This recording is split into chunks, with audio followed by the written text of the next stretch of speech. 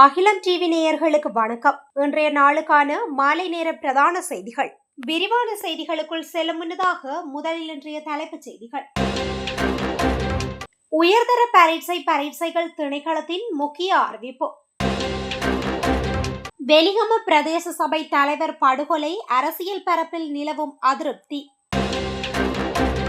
Police குற்றப்புலனாய்வு பிரிவினரால் 2 கைது. மோசமான வானிலை, வெள்ளப்பெருக்கு தொடர்பில் பொதுமக்களுக்கு அவசர எச்சரிக்கை. மிரிகானையில் சட்டவிரோதமாக இறக்குமதி செய்யப்பட்ட ஜீப் கண்டுபிடிப்பு. யாழ் உள்ளிட்ட 4 மாவட்டங்களுக்கு 13 மணி நேரம் மின்வெட்டு, வெளியான அறிவிப்பு. பாகிஸ்தானில் அடுத்தடுத்து 2 குண்டுவெடிப்பு, 3 போலீசார் உயிரிழப்பு. போராட்டத்தில் குதித்த கிளிநொச்சி ஆசிரியர்கள். முன்னாள் ராணுவ சிப்பாய் மூலம் பாதாள உலக கும்பலால் லசந்தேவ் சுட்டு படுகொலை. தொடர்பென விரிவான செய்திகள். 2025ஆம் ஆண்டுக்கான கல்வி பொதுத்தராதர உயர்தர பரீட்சை மற்றும் பொது தகவல் தொழில்நுட்ப பரீட்சைகளுக்கான அனுமதி அட்டைகள் அனைத்தும் வலய கல்வி அலுவலகங்களுக்கு அனுப்பப்பட்டுள்ளதாக பரீட்சைகள் திணைக்களம் தெரிவித்துள்ளது. அனைத்து அதிபர்களும் தங்கள் பாடசாலைக்குரிய அனுமதி அட்டைகளை அந்தந்த வலய கல்வி உதவி கல்வி பணிப்பாளரிடமிருந்து பெற்றுக்கொள்ளலாம் என்று பரீட்சைகள் ஆணையாளர் நாயகம் இந்திகா குமாரிலியனகே தெரிவித்துள்ளார். அத்துடன் காப்போத்தா உயர்தர பரீட்சைக்கு தோற்றும் தனியார் பரீட்சார்த்திகளின் அனுமதி அட்டைகள் தபால் மூலம் அவர்களின் தனிப்பட்ட தபால் முகவரிகளுக்கு நேரடியாக அனுப்பப்பட்டுள்ளதாக பரீட்சைகள் திணைக்களம் மேலும் அறிவித்துள்ளது. பரீட்சார்த்திகளின் பெயர்கள், பாடங்கள் தொடர்பாக ஏதேனும் திருத்தங்கள் செய்யப்பட வேண்டியிருந்தால் அத்தகைய மாற்றங்களை உத்தியோகபூர்வ இணையதளம் மூலம் செய்யலாம் என்றும் ஆணையாளர் நாயகம் சுட்டிக்காட்டியுள்ளார். அந்த வகையில் அனைத்து திருத்தங்களும் அக்டோபர் 31ஆம் திகதிக்கு முன்னர் செய்து கொள்ள வேண்டும் எனவும் பரீட்சார்த்திகளுக்கு அறிவுறுத்தப்பட்டுள்ளது. 2025ஆம் ஆண்டுக்கான கல்வி பொதுத்தராதர உயர்தர பரீட்சை நவம்பர் மாதம் 10ஆம் திகதி முதல் டிசம்பர் மாதம் 5ஆம் திகதி வரை நாடு முழுவதும் உள்ள 2362 பரீட்சை நிலையங்களில் நடைபெறவுள்ளது. அத்துடன் பொது தகவல் தொழில்நுட்ப பரீட்சை டிசம்பர் 6ஆம் திகதி நாடு முழுவதும் உள்ள 1665 பரீட்சை நிலையங்களில் நடைபெறவுள்ளமை குறிப்பிடத்தக்கது. பல வழக்குகள் நிலுவையில் இருந்த போது வெலிகம பிரதேச சபை தலைவர் லசந்த விக்ரமசேகரவுக்கு எவ்வாறு பதவி வழங்கப்பட்டது என கேள்வி எழுப்பப்பட்டுள்ளது. உள்ளூராட்சி மன்ற தேர்தலின் போது வேட்பாளர்களிடம் உள்ள சிறிய குறைபாடுகளை கூட கண்டறிந்த கட்சி 6 வழக்குகள் இருந்த போதிலும் வெலிகம பிரதேச சபை தலைவர் வசந்த விக்ரமசேகரவுக்கு வேட்பாளர் பதவியை எவ்வாறு வழங்கியது என்று உள்ளூராட்சி மன்ற பிரதிநிதிகள் மற்றும் தேர்தல் அமைப்பாளர்கள் குழு கட்சி தலைமையிடம் கேள்வி எழுப்பியுள்ளதாக கூறப்படுகின்றது. இதற்கு பொறுப்பான கட்சி செயலாளர் இது தொடர்பாக தெளிவான அறிக்கையை வெளியிட வேண்டும் என்றும் அந்த குழு தெரிவித்துள்ளது. லசந்த விக்ரமசிங்க மீது 6 வழக்குகள் இருந்ததாகவும் போதைப்பொருள் தொடர்பான வழக்கில் அவருக்கு இடைநிறுத்தப்பட்ட சிறை தண்டனை கூட விதிக்கப்பட்டதாகவும் சுட்டிக்காட்டுகின்றனர். லசந்த விக்ரமசேகரவுக்கு உள்ளூராட்சி மன்ற வேட்புமனு வழங்கப்பட்ட போது இந்த வழக்குகள் குறித்து அவருக்கு தெரியாது என்பது ஏற்றுக்கொள்ள முடியாதது என்று கூறும் உள்ளூராட்சி மன்ற பிரதிநிதிகள் கட்சி இது தொடர்பாக முறையான விசாரணையை நடத்த வேண்டும் என்று வலியுறுத்தியுள்ளது. இந்த பிரதிநிதிகள் ஐக்கிய மக்கள் சக்தியின் தலைவரை சந்தித்து இந்த விவகாரம் தொடர்பில் விவாதிக்க உள்ளதாகவும் எதிர்பார்க்கப்படுகின்றது. பதுளை கிராந்துருகோட்டை அகலஓயா பிரதேசத்தில் மேற்கொள்ளப்பட்ட சோதனையில் 2 கைது செய்யப்பட்டுள்ளனர். குறித்த கைது நடவடிக்கையானது நேற்று பதுளை போலீஸ் குற்றப்புலனாய்வு பிரிவினரால் மேற்கொள்ளப்பட்டுள்ளது. கைது செய்யப்பட்டவர்கள் கிராந்துருகோட்டை அகலஓயா பிரதேசத்தில் வசிக்கும் 32 மற்றும் 34 வயதுடையவர்கள் ஆவார்.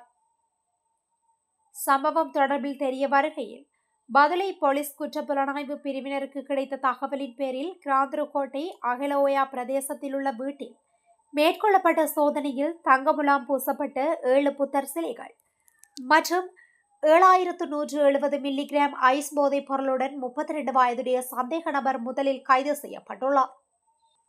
இவ்வாறு கைது செய்யப்பட்ட 32 வயதுடைய சந்தேக நபரிடம் நடத்தப்பட்ட விசாரணைகளின் அடிப்படையில் கிராந்திரகோட்டை அகலோயா பிரதேசத்தில் மேற்கொள்ளப்பட்ட சோதனையில் 6750 மில்லிகிராம் ஐஸ் போதைப் பொருளுடன் 34 வயதுடைய சந்தேக நபர் கைது செய்யப்பட்டுள்ளார். இது தொடர்பான மேலதிக விசாரணைகளை பதுளை போலீஸ் குற்றப்புலனாய்வு பிரிவினர் மேற்கொண்டு வருகின்றனர். அதிக மழை வீழ்ச்சி காரணமாக நாட்டின் பல நீர்த்தேக்கங்களில் நீர்மட்டம் மேலும் அதிகரித்துள்ளதாக நீர்ப்பாசன திணைக்களம் தெரிவித்துள்ளது. களனி, அத்தனஹலு, கிங், பெந்த்ர ஆகிய பகுதிகளில் கிட்டத்தட்ட 50 மில்லிமீட்டர் மழை பெய்துள்ளதாகவும் கழுகங்கை பகுதியே மழையால் அதிகம் பாதிக்கப்பட்டுள்ளதாகவும் நீர்ப்பாசன திணைக்களம் கூறியுள்ளது. அதன்படி கழுகங்கையின் நீர்மட்டம் வேகமாக அதிகரித்துள்ளதாகவும் நீர்ப்பாசன திணைக்களம் அறிவித்துள்ளது. கழுகங்கையின் நீர்மட்டம் அதிகரித்ததன் காரணமாக ரத்தினபுரி, மில்லகந்த மற்றும் அல்காவவ பகுதிகளில் நீர்மட்டம் அதிகரித்துள்ளதாகவும் வெள்ளப்பெருக்கை எட்டும் என்றும் திணைக்களம் தெரிவித்துள்ளது. குறிப்பாக நீர்த்தேக்கங்களுக்கு அருகில் வசிக்கும் மக்கள் எச்சரிக்கையாக இருக்குமாறு நீர்ப்பாசன திணைக்களம் கேட்டுக் கொண்டுள்ளது. காலி, மாத்தறை, களுத்துறை, கொழும்பு, கண்டி, நுவரெலியா மற்றும் ரத்தினபுரி ஆகிய மாவட்டங்களில் அதிக மழை பெய்துள்ளதாக வானிலை ஆய்வு திணைக்களம் தெரிவித்துள்ளது. தீர்வை செலுத்தாமல் சட்டவிரோதமாக இறக்குமதி செய்யப்பட்ட ஜீப் ஒன்று மிரிகான பகுதியில் உள்ள வீடொன்றில் வைத்து கண்டுபிடிக்கப்பட்டுள்ளது.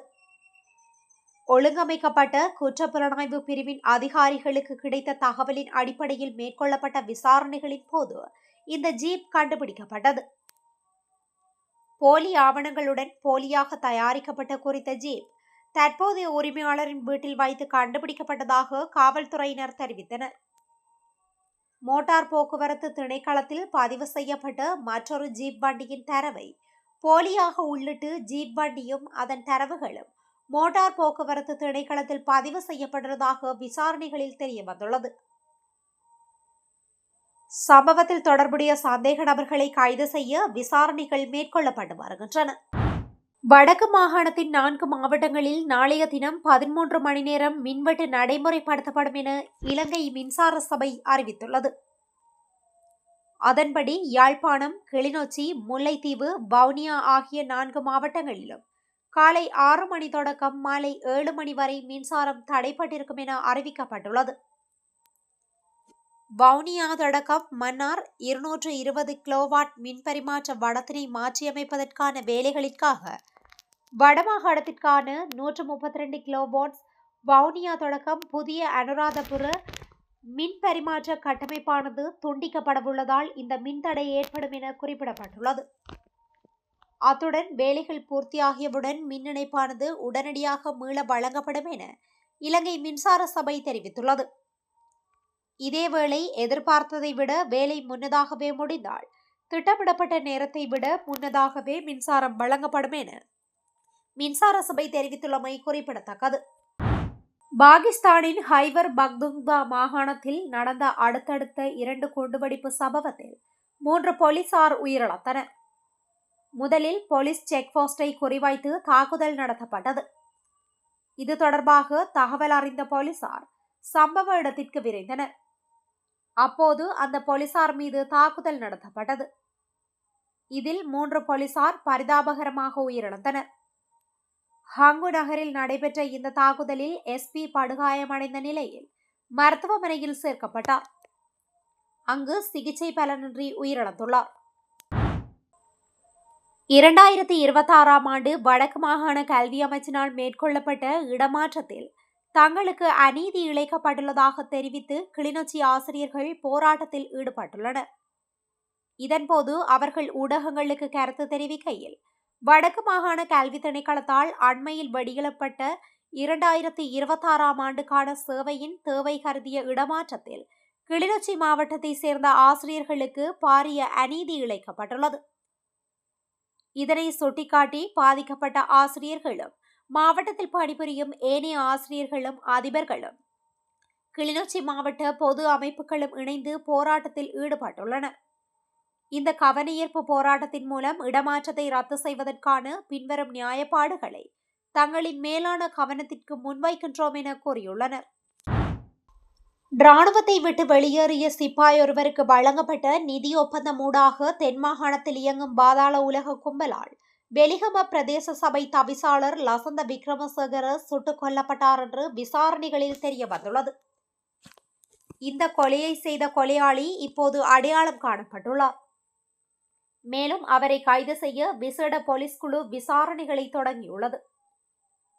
துப்பாக்கி சூடு நடந்த நேரத்தில் பதிவான சிசிடிவி காட்சிகள் மூலம் நடத்தப்பட்ட விசாரணையின் போது கொலையாளியை அடையாளம் காண முடிந்ததாக விசாரணை குழுக்கள் தெரிவித்தன.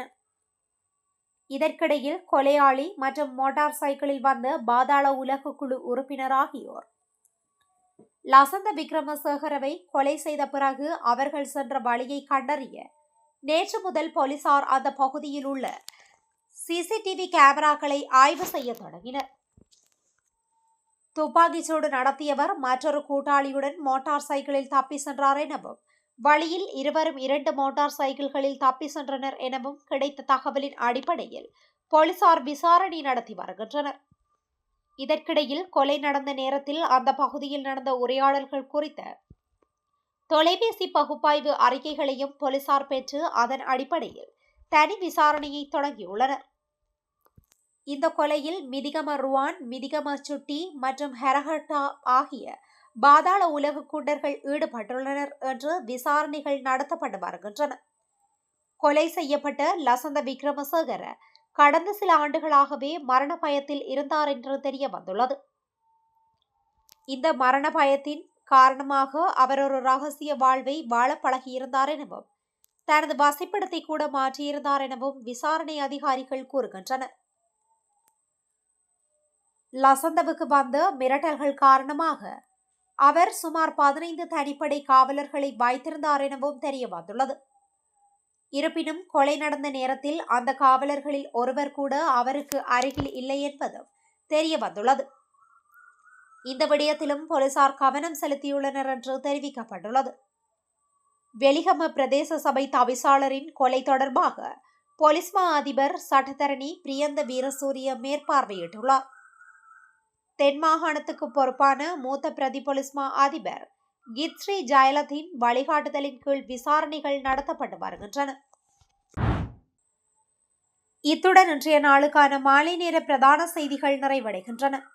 தொடர்ந்தும் இதுபோன்ற செய்திகளை உடனுக்குடன் அறிந்து கொள்ள அகிலம் டிவியுடன் இணைந்திருங்கள். நன்றி, வணக்கம்.